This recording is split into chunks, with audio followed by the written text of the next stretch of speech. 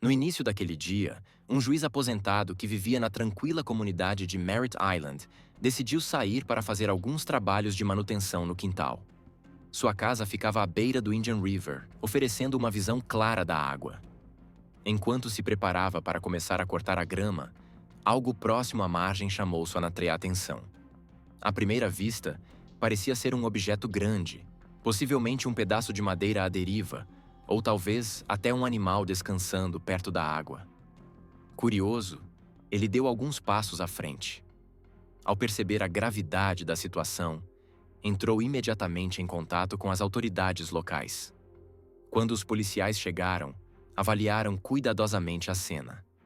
As digitais levaram a uma identificação positiva. Uma mulher chamada Misty Morse. Queridos espectadores, por favor, não se esqueçam de curtir, deixar um comentário abaixo do vídeo e se inscrever no canal para não perder os novos vídeos. Isso é muito importante para nós. Neste documentário, vamos examinar fotos reais e evidências do caso envolvendo Misty Morse. Ela nasceu em 10 de abril de 1978, na tranquila cidade do meio-oeste americano de Springfield, Ohio. Misty era filha única de James e Lorraine Morse, um casal conhecido em sua comunidade pelo carinho, dedicação e amor pela filha. Desde muito cedo, Misty demonstrava uma personalidade vibrante e contagiante. Era curiosa sobre o mundo, sempre ansiosa para explorar coisas novas e profundamente querida por todos ao seu redor. Quando Misty ainda era criança, sua família tomou a decisão de se mudar, deixando Ohio para viver na ensolarada cidade litorânea de Indian Harbor Beach, na Flórida.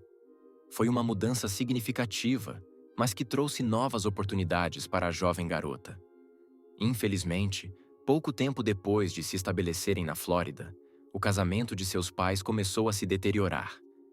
Eventualmente, eles entraram com o pedido de divórcio. Um momento difícil na vida de Misty, embora não tenha quebrado seu espírito. Ela escolheu morar com a mãe, Lorraine, mas continuou muito próxima do pai, passando fins de semana e feriados com ele. A separação não destruiu completamente os laços familiares. Pelo contrário, Misty se tornou emocionalmente mais resiliente e madura para a sua idade. À medida que crescia, ela floresceu naquele ambiente à beira-mar. Era conhecida por seu jeito alegre e otimista, tornando-se muito querida em seu bairro e na comunidade escolar.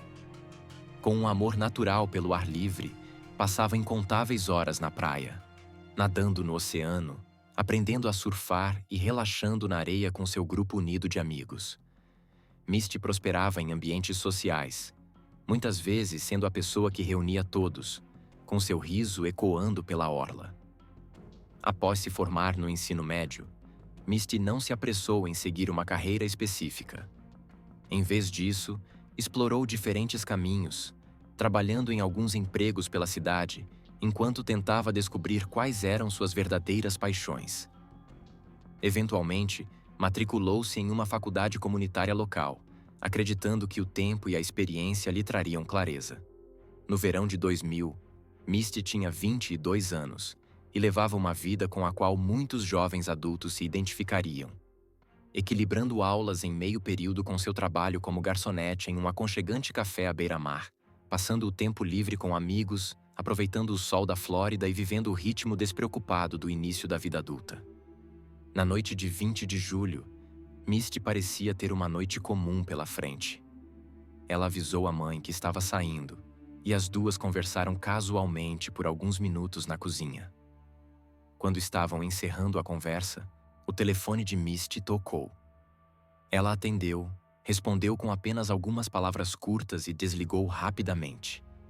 Seu tom mudou levemente, e ela disse à mãe que precisava sair imediatamente. Lorraine não achou aquilo estranho naquele momento. Misty era independente, responsável e costumava sair com amigos, então uma saída repentina não era fora do comum. No entanto, no dia seguinte, Misty não voltou para casa. Ao retornar do trabalho, Lorraine percebeu que a casa estava estranhamente silenciosa. Ainda assim, não ficou excessivamente preocupada. Misty frequentemente trabalhava até tarde ou, ocasionalmente, dormia na casa de amigos, especialmente nos fins de semana. Mas quando mais um dia se passou sem nenhuma notícia, sem ligações, mensagens ou qualquer sinal de vida, a preocupação de Lorraine começou a crescer. O que tornou tudo ainda mais inquietante foi a situação do carro. Misty e sua mãe revezavam o uso de um único veículo semanalmente, e era a vez de Misty buscá-lo. Mas ela nunca apareceu. Isso não era nada típico dela. Lorraine tentou ligar várias vezes para o telefone da filha. Todas as ligações ficaram sem resposta. Nenhuma mensagem de voz, nenhum texto, nada. À medida que os dias passavam sem contato, a inquietação inicial rapidamente se transformou em uma ansiedade profunda. No dia 24 de julho, 4 dias desde a última vez que viu a filha, Lorraine soube que algo estava seriamente errado. Ela se preparava para ir até a polícia e registrar o desaparecimento de Misty. Mas justamente quando estava prestes a sair, alguém bateu à porta. Era um policial local. No momento em que Lorraine abriu a porta e viu a expressão no rosto do oficial, seu coração afundou. Antes mesmo de qualquer palavra ser dita, ela sentiu o impensável. O policial trouxe a notícia devastadora. Misty havia sido encontrada. A descoberta havia ocorrido no dia anterior, 23 de julho. Naquela manhã, um juiz aposentado que morava na vizinha Merritt Island havia saído para fazer trabalhos no quintal. Sua casa ficava às margens do Indian River e, enquanto se preparava para cortar a grama, ele olhou em direção à água. Inicialmente, pensou que fosse um grande pedaço de detrito, ou talvez até um animal. Mas, ao se aproximar, percebeu que era algo muito mais perturbador. Ele imediatamente entrou em contato com as autoridades. Quando a polícia chegou ao local, confirmou rapidamente que o objeto era, de fato, humano. A descoberta foi tratada com extrema seriedade e respeito, e uma equipe completa de investigação foi acionada. No entanto, desde o início, os investigadores enfrentaram dificuldades. O estado das evidências ao redor complicava o trabalho. Estava claro que não se tratava de uma morte natural, mas a causa exata da morte permanecia incerta. Especialistas forenses observaram que as condições das evidências dificultavam a obtenção de conclusões definitivas naquele momento inicial. Estranhamente, não havia sinais óbvios de DNA, impressões digitais ou marcas identificáveis. Tudo parecia ter sido deliberadamente limpo ou escolhido de forma a evitar detecção. A ausência de evidências forenses deixou os detetives com pouquíssimos pontos de partida. A prioridade imediata passou a ser a identificação da vítima. Sem carteira, telefone ou qualquer pertence pessoal, recorreram às impressões digitais. Felizmente, a correspondência veio rapidamente. Misty Morse. Foi uma confirmação devastadora. Os detetives retornaram à casa de Lorraine no mesmo dia, agora com um novo objetivo: conversar com a mãe de Misty e reunir mais informações. Queriam entender os hábitos de Misty, suas interações recentes e qualquer possível ligação que pudesse oferecer uma pista.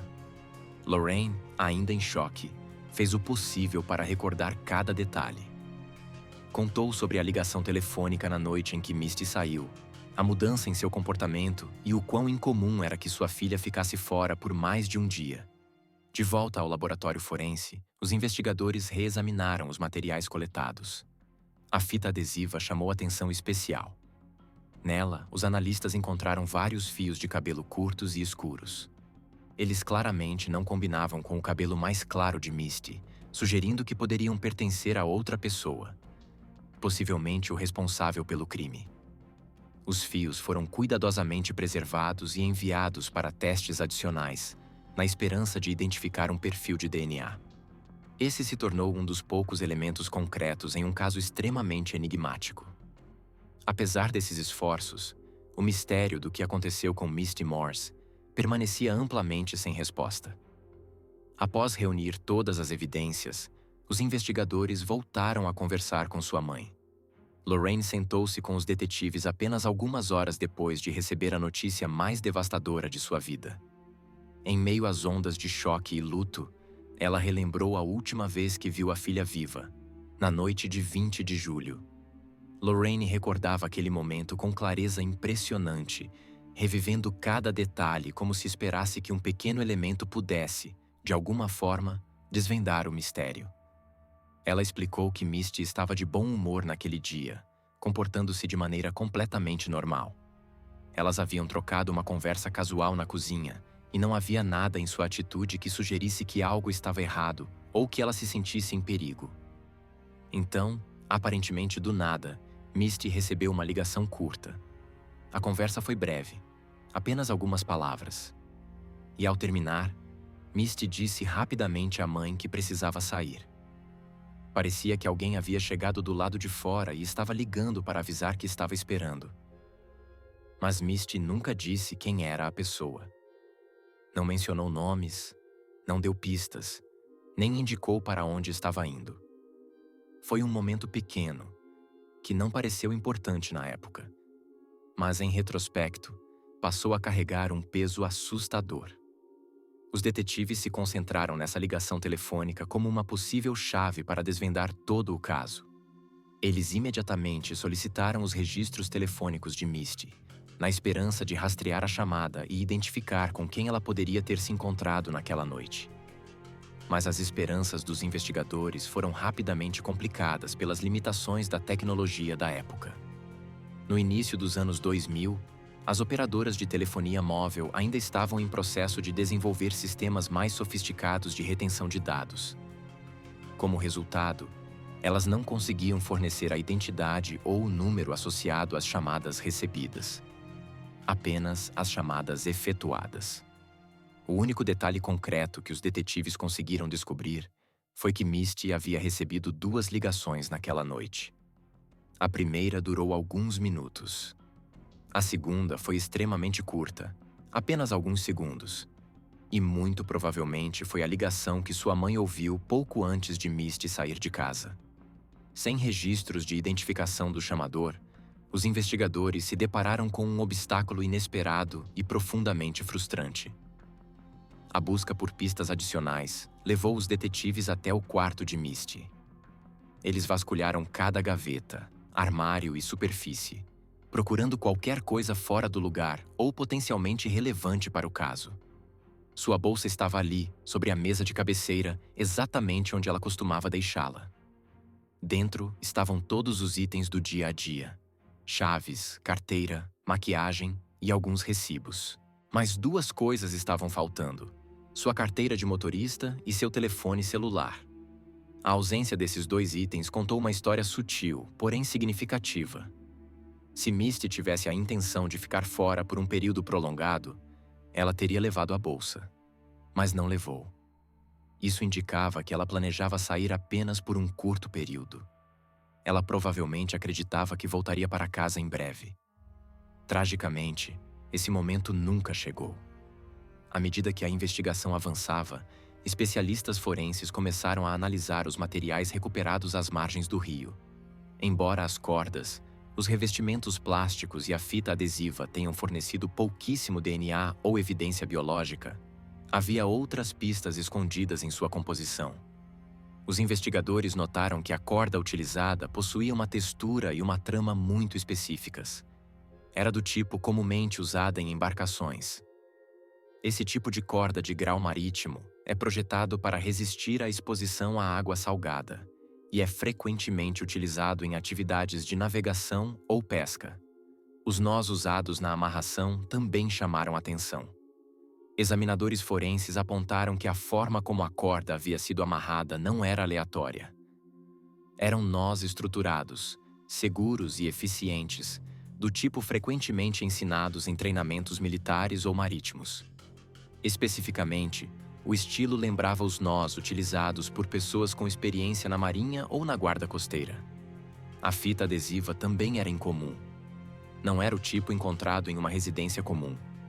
Tratava-se de uma marca especializada, projetada para reparos de emergência em embarcações, feita para resistir a condições extremas. Tudo isso sugeria que o responsável tinha acesso a um barco e provavelmente possuía conhecimento avançado em práticas marítimas. possivelmente oriundo de serviço militar ou trabalho profissional com navegação. Com essas pistas em mãos, os detetives redirecionaram sua atenção para a vida pessoal de Misty. Começaram a entrevistar amigos, familiares, colegas de trabalho. Qualquer pessoa que pudesse ter informações sobre indivíduos recentes em seu círculo social. Foi então que a mãe de Misty mencionou um nome: Ted. Misty havia se relacionado casualmente com ele nas semanas anteriores. Segundo Lorraine, Ted foi apresentado a Misty por um colega de trabalho. A relação parecia leve, apenas alguns encontros, nada sério. Ainda assim, dadas as circunstâncias, os detetives decidiram investigar mais a fundo. Quando a polícia realizou uma verificação de antecedentes de Ted, encontrou um histórico preocupante. Ele possuía uma ficha criminal extensa. O padrão levantou sinais de alerta e os investigadores rapidamente o chamaram para interrogatório. Durante a entrevista, Ted reconheceu que ele e Misty haviam passado um tempo juntos, mas insistiu que o relacionamento havia terminado de forma amigável.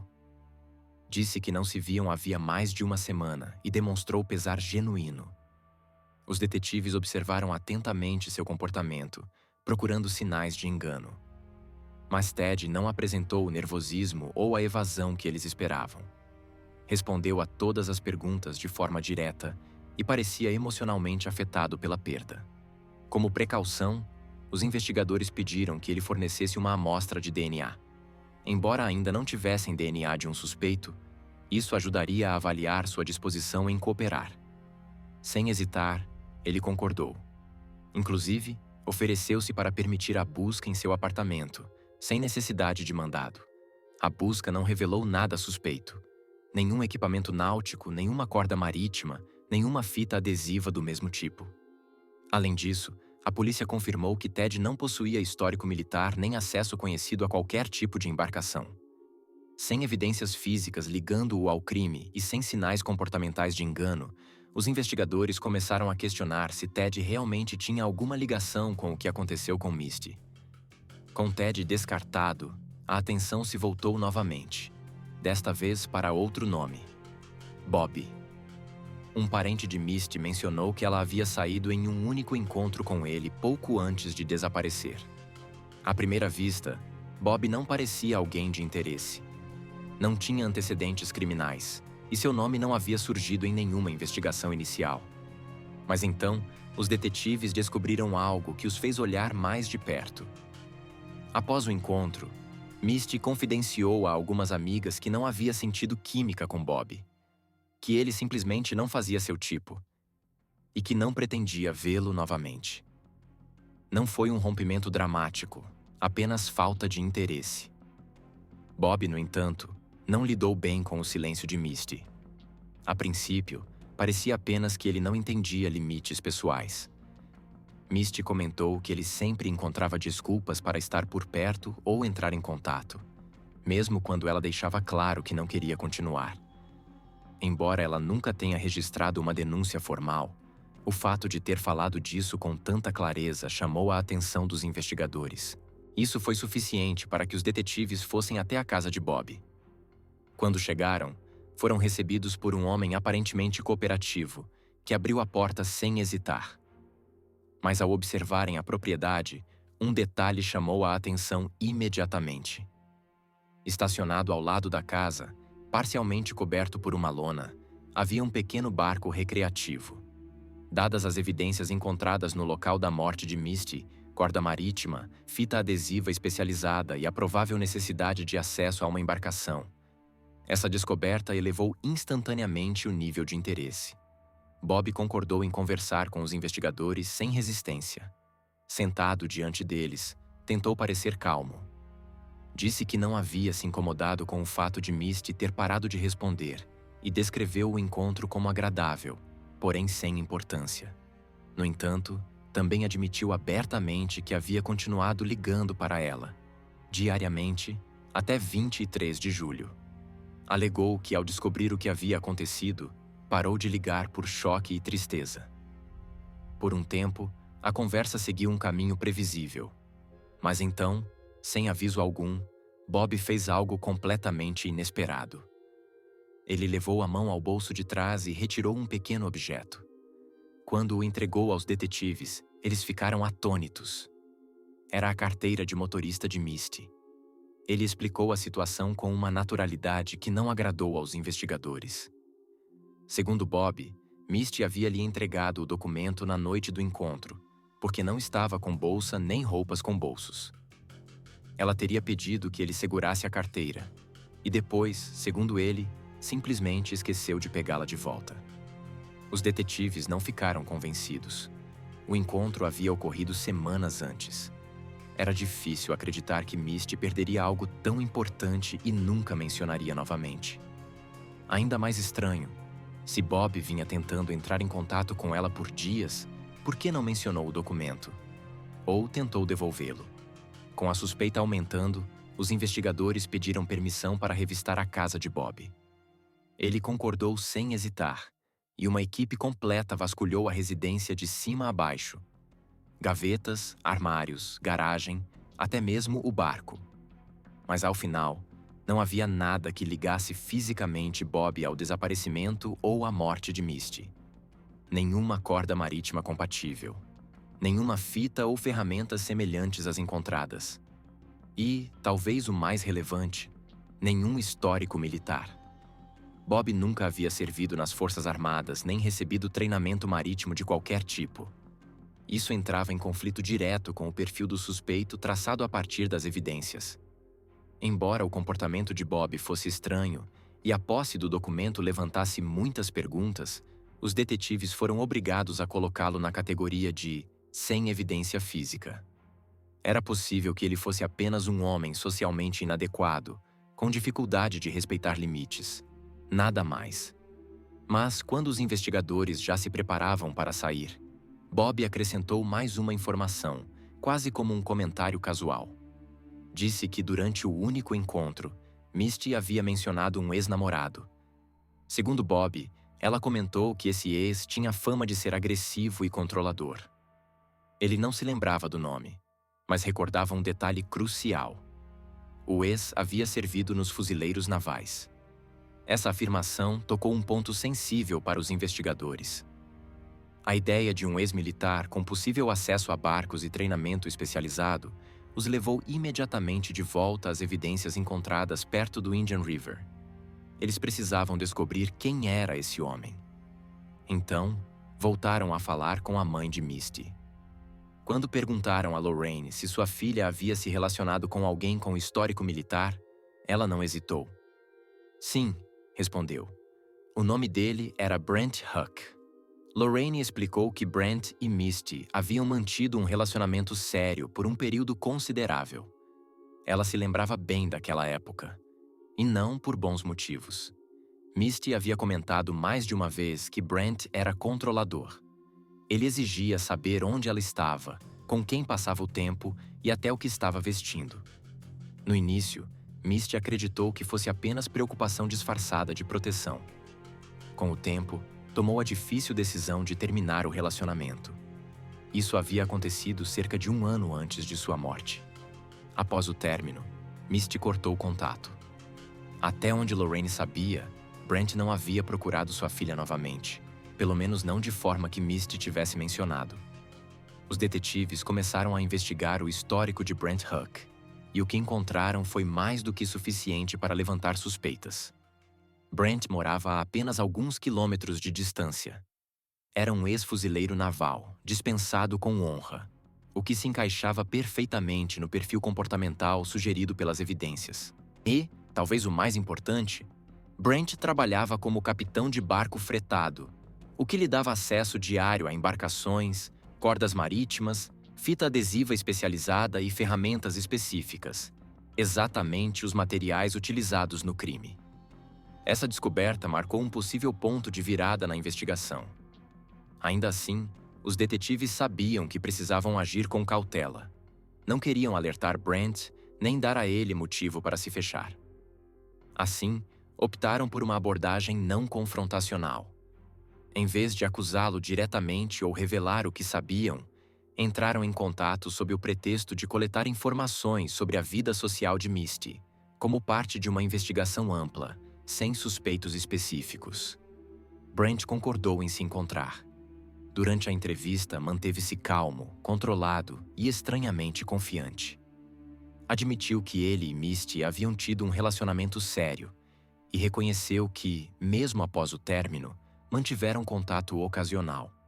Mas, segundo ele, a relação estava completamente encerrada. Insistiu que não havia apego, tensão romântica ou qualquer coisa que o ligasse ao desaparecimento dela. Ainda assim, algo em seu comportamento incomodava os investigadores. Diferentemente de outras pessoas entrevistadas, que pareciam genuinamente abaladas pela morte de Misty, o tom de Brent era visivelmente diferente. Ele não estava nervoso, não parecia triste. Na verdade, beirava a arrogância. A postura e a forma como falava deixavam os detetives cada vez mais desconfortáveis. Não era o que ele dizia, era como dizia. À medida que a conversa avançava, os investigadores pressionaram mais. Quando perguntaram se ele se lembrava da última vez que havia falado com Misty, Brent respondeu sem hesitar, com clareza e convicção. Quarta-feira, 20 de julho, exatamente a noite em que Misty desapareceu. A data mencionada por Brent era a mesma noite em que Misty disse à mãe que estava saindo, logo após receber uma ligação curta que encerrou abruptamente a conversa. Lorraine lembrava-se daquele momento com precisão. Brent afirmou que havia ligado para Misty naquela noite. 2 vezes, para ser exato. Mas que eles não chegaram a se encontrar pessoalmente. Segundo ele, as ligações foram breves e sem importância. Essa versão, porém, não convenceu os investigadores. A coincidência era grande demais. E o relato de Lorraine contava uma história diferente. Ela descreveu a ligação como extremamente curta. Apenas algumas palavras, seguidas pela saída imediata de Misty. E os registros telefônicos confirmaram que Misty não havia recebido nenhuma outra ligação naquela noite além de 2, ambas feitas por Brent. Se ela saiu logo após a segunda ligação, era extremamente provável que Brent estivesse esperando por ela do lado de fora. Ainda assim, ele manteve sua versão. Alegou que o motivo das ligações não tinha relação com um encontro. Segundo Brent, ele havia ouvido rumores de que Misty estaria espalhando histórias a seu respeito. Rumores que poderiam causar sérios problemas em seu relacionamento atual. Na época, ele estava namorando outra pessoa e afirmou que apenas queria que Misty parasse de espalhar mentiras que poderiam prejudicar sua vida. Disse aos detetives que as ligações tinham apenas o objetivo de esclarecer a situação e pedir que ela parasse.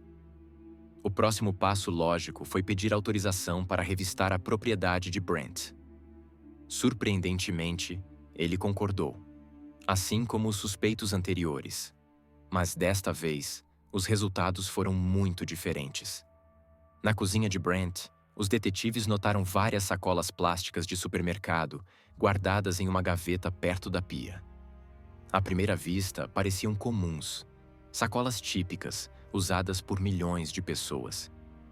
Ainda assim, decidiram recolhê-las, lembrando do plástico encontrado na cena do crime. Os analistas forenses levaram as sacolas ao laboratório e examinaram os códigos de fabricação. Pequenas sequências impressas durante a produção. O que descobriram foi perturbador. As sacolas da cozinha de Brent e o plástico encontrado na cena possuíam os mesmos números de lote.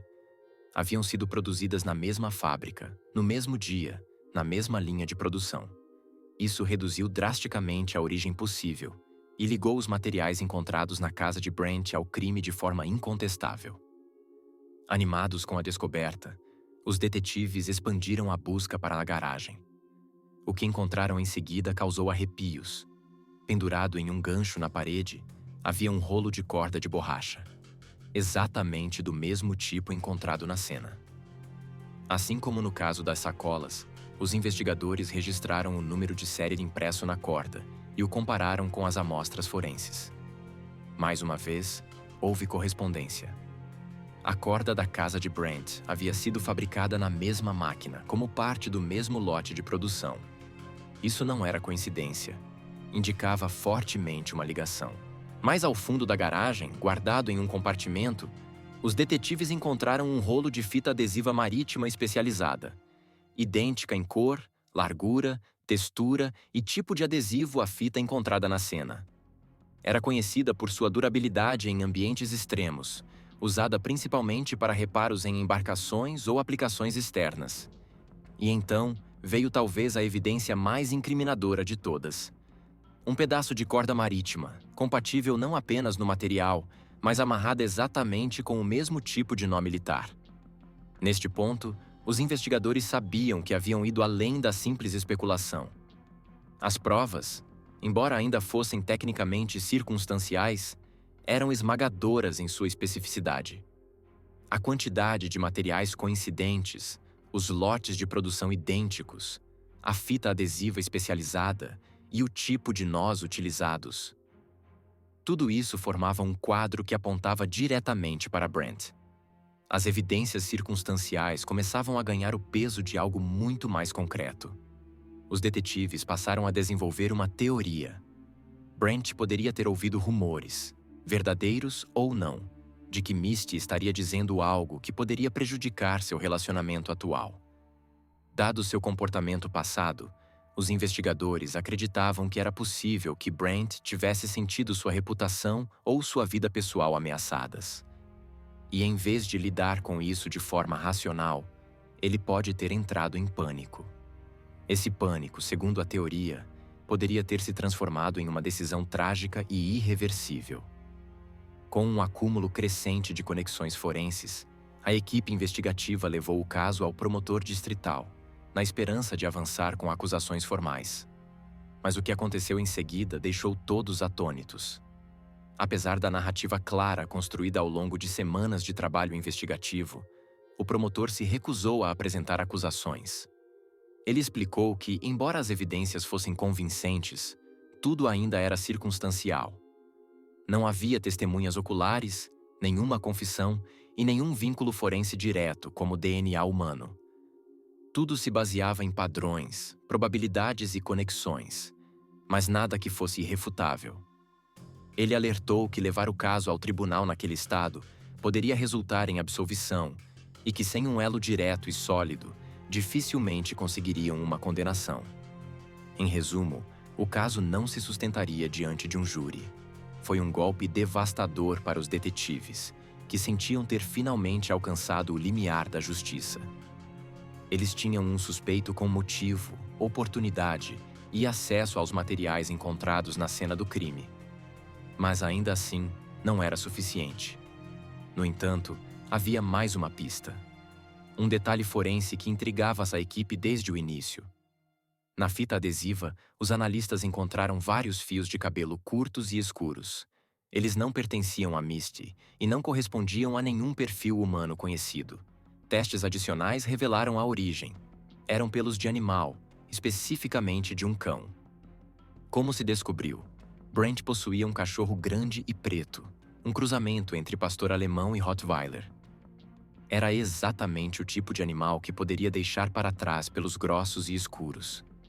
Os detetives suspeitavam fortemente que a fita tivesse vindo da casa de Brent e que tivesse recolhido os pelos antes ou durante o crime. Mas, mais uma vez, a ciência encontrou um limite frustrante. Naquela época, nenhum laboratório forense no país possuía tecnologia capaz de realizar uma análise confiável de DNA em pelos de cachorro. Sem essa tecnologia à disposição, os investigadores ficaram presos. Os pelos curtos e escuros encontrados na fita, agora confirmados como de origem animal, muito provavelmente de um cão, poderiam conter a peça final para ligar Brent à cena do crime. E assim, de repente, a investigação chegou a um impasse. Sem novos suspeitos, sem confissões e sem pistas adicionais surgindo, o caso começou a perder força lentamente. Dias se transformaram em semanas, semanas em meses. E ainda assim, o assassino de Misty permanecia não identificado perante a lei. Livre, sem acusações, caminhando entre o público. Com o tempo, o caso se tornou mais um entre tantos arquivos não resolvidos guardados no setor de casos arquivados. Mas para os detetives que trabalharam na investigação, O rosto de Misty permanecia gravado em suas mentes. Mesmo enquanto outros casos exigiam sua atenção, eles ocasionalmente revisitavam o arquivo de Misty, esperando que algo, qualquer coisa, saltasse aos olhos. 2 longos anos se passaram. Então, quase por acaso, uma faísca reacendeu a investigação. Um dos detetives principais se deparou com uma reportagem sobre um recente caso de homicídio na Califórnia. O artigo detalhava como os investigadores haviam usado testes avançados de DNA animal para associar pelos encontrados em uma cena de crime ao cachorro de um suspeito. Era a primeira vez que um laboratório confirmava publicamente que esse tipo de teste havia se tornado confiável o suficiente para se sustentar em tribunal. Para os detetives da Flórida, isso não era apenas interessante. Era potencialmente revolucionário. Sem hesitar, eles entraram em contato com o mesmo laboratório especializado que havia realizado a análise na Califórnia. Enviaram as amostras preservadas, os pelos curtos e escuros recuperados da fita adesiva na cena do crime. Também obtiveram uma nova amostra de DNA do cachorro de Brent Huck, um grande cão preto, mistura de pastor alemão com Rottweiler, exatamente a raça que os investigadores suspeitavam desde o início com base nas características forenses dos pelos. O laboratório trabalhou com cautela. Semanas depois, os resultados chegaram. Era uma correspondência genética perfeita. Os pelos encontrados na fita adesiva pertenciam ao mesmo cachorro que vivia na casa de Brent, o cachorro dele.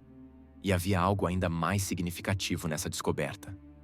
Em uma nova conversa com a mãe de Misty, os detetives souberam que a própria Misty havia dado aquele cachorro a Brent como presente durante o relacionamento, quando as coisas ainda iam bem entre eles. A ligação não era apenas biológica. Não se tratava de uma coincidência. Era um vínculo crítico. Um traço vivo da própria casa de Brent, diretamente conectado à cena do crime. Com essa nova prova forense de ponta em mãos, os detetives retornaram ao promotor distrital.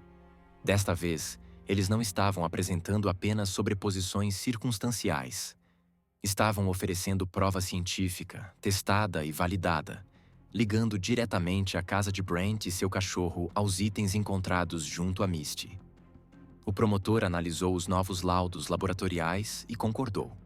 Era suficiente. Em 23 de outubro de 2002, Brent Huck foi oficialmente preso pelo assassinato de Misty Morse. A prisão trouxe uma onda de alívio agridoce para a família de Misty e para os detetives que se recusaram a desistir, mesmo quando o caso havia esfriado. Meses depois, o julgamento de Brent começou diante de um tribunal lotado. A essa altura, o caso já havia atraído a atenção da mídia local, e as emoções estavam à flor da pele. Apesar das acusações graves, Brent não demonstrou remorso nem medo. Declarou-se inocente e manteve sua versão durante todo o processo.